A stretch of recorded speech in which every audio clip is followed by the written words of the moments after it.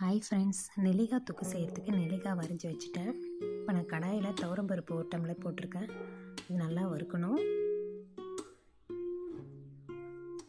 நல்லா செவந்த அப்புறம் தட்டில் கொட்டி ஆற வைக்கணும். இப்போ நான் கருப்பேல் போட்டிருக்கேன்.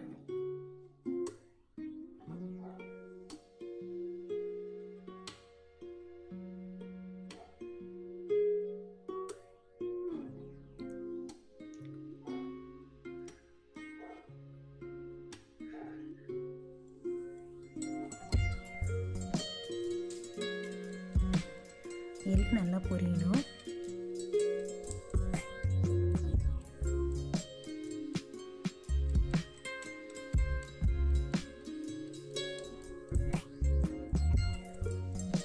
பொரிஞ்சப்போ அதே தட்டிலே கொட்டி ஆற வச்சிடலாம்.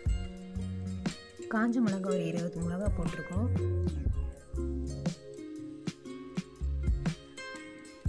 கருவேப்பிலை போடுறோம்.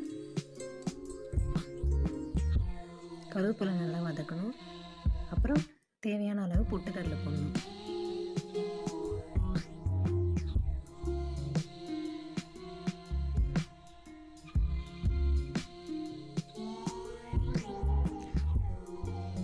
இப்போ நான் நெல்லிக்காவை அரைச்சி வச்சு எடுத்துருக்கோம்.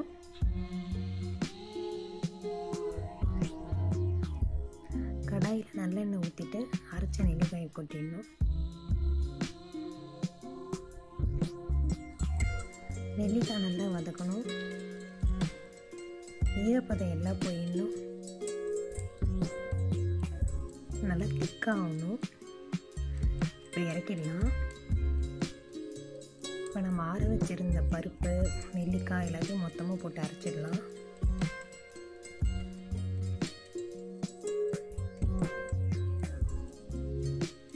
கூடவே பெருங்காயத்தோடு உப்பு போட்டு அரைச்சிடணும்.